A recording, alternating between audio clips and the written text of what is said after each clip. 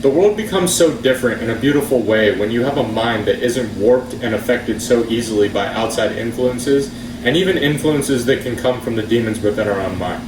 Now, this doesn't mean that we are trying to avoid our emotions and not feel our emotions, because for one, our emotions are a beautiful thing, and we can use them in a way that gives us an advantage over those who do not know and do not apply to the things that I'm going to teach you today. And two, we are not going to allow our emotions to prevent us from doing the things that we know that we're supposed to do on a daily basis. There have been countless days in the past 7 years since I began training where I have not felt like training, but I went and got it done anyway. I'm still relatively sweaty now. I don't know if you can see it, but I just finished training not too long ago. Even though I've dedicated my life to training for the past 6 years to get the physique that I have now, just because I have it now, it doesn't mean that I get to keep it forever without still putting in the time and the effort every single day. That's the first lesson, to not let your emotions get the better of you and stop you from doing what you know that you need to do, and sometimes doing the complete opposite of what you feel like doing, because you're not always going to feel like working hard. You're not always going to feel like training or studying or doing the right thing.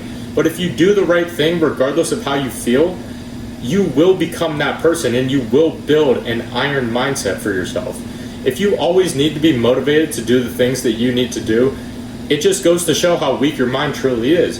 But that's why you're here. That's why you clicked on this video, and that's why I'm here, to teach you exactly how to become that person that doesn't need to be motivated all the time to do the things that you know that you need to do in order to achieve the goals and the aspirations that you have for yourself. There are going to be specific exercises that you can do to teach yourself how to build yourself an iron mindset that makes it almost impossible to fail. All you have to do is just not give up. If you simply don't give up, it's basically impossible to fail with this mindset. And when failing is almost impossible, all that's left is to win. So let's begin. If you think of any movie or any story you've ever watched or read, there's always been a hero and a villain. There's no hero without a villain. There's no good without evil. There's no light without dark. The reason I'm telling you this is because I want you to see yourself as the hero of your own story. Because every single hero story, the hero suffers. The hero goes through some type of hardship that turns him into the hero. So if you can understand that you're suffering because you're the hero, then the suffering begins to start making sense, because you know that it's building you into the stronger version of yourself in the future. But it's how you handle these struggles and how you deal with these struggles which will inevitably decide who you become as a result of them. The hero and the villain both have struggles, but the hero uses them to become a superhero, and the villain is used by them, succumbs to them, and fails as a result of them. So make light of the darkness. See positive in the struggles that you're going through, because it's important how you handle them, and it ultimately determines who you become in the end. And that's the first lesson.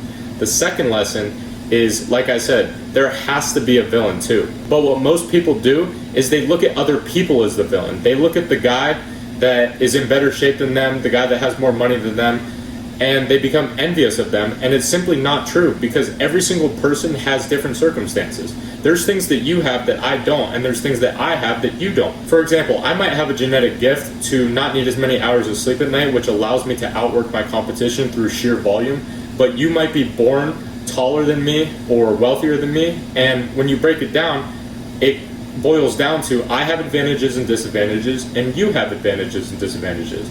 So comparing yourself to other people with different circumstances that are out of your control is just fucking stupid, because there's some people who are born into millionaire parents who are gorgeous fucking supermodels who have six packs without even trying. Like, some people just get lucky like that, and comparing yourself to those type of people is not going to help you.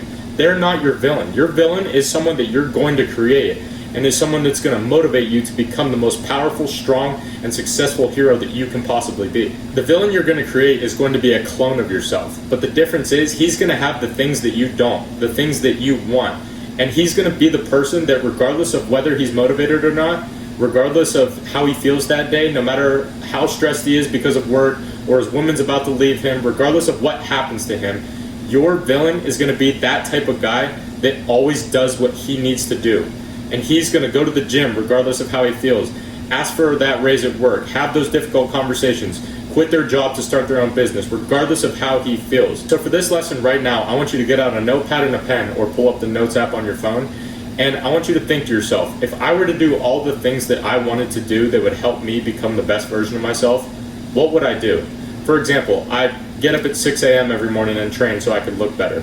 I fast until noon every day to lose some of this extra body fat that I have. I'd start my own side hustle so I can start making extra money so I can quit my job and start my own business. Your villain is the type of guy who doesn't watch Netflix, reads books instead, or watches educational videos like this, doesn't eat junk food, only eats carbs after all of his mental work is done for the day. These are just a few examples, and the first 5 to 10 of these, when you write them down, are going to be easy, and you're going to want to stop there after about 5 or 10. But no, this list, I'm telling you, has to be upwards to like 20, 25, 30 points long minimum. Remember, this is a character. This is a human being, a fictional character that you are building in your own mind, your arch nemesis, and you need to write down every single quality, every single characteristic of this villain, because this is who you're going to be competing against every single day. If you want to become the hero of your own story, you need someone to battle against. This is your villain, the better version of yourself that doesn't succumb to how he feels, but does what he's supposed to do anyway. You have to imagine what he looks like too. Like, genuinely put effort into this, like thinking about this. Imagine how he walks, how he talks, how he dresses. Imagine what people think of him when he walks by. Imagine how you would look if you went to the gym every single day for the last 3 years like him. Imagine how different women would treat you. Imagine how much more men would respect you. And the reason I'm telling you this is because this is what I use as fuel every single day. And preparing for a soccer season is different though, because I have matches to prepare for. I have a season to get ready for. I go train because I knew that there were people on my team out there who are trying to take my spot, and they're out there training right now. I know that my opponents are out there training to try and beat me when I face them next week. But eventually, in the future, I'm not going to have that fuel anymore. So I think to myself, what enemy am I going to have? So I realized that I have to create one for the future. And you either have two choices when you create this villain. You either rise up and take him on every single day, or you succumb to be his bitch. Do you want to lose to this man that you created and become a watered down version of him essentially? Or do you want to compete with him or even beat him? You have to sit there and think, I know my arch nemesis would train today. I know that my arch nemesis would wake up at 5 a.m. today because he said he was going to, even though that this thing happened that was out of his control that allowed him to not even go to bed till like 2 a.m. I know that he's still going to get up and do the things that he needs to do because he's the fucking man. And the craziest part about all of this is that this person is you. This person is you with a different mindset. It's you who does the things that he's supposed to do regardless of how he feels.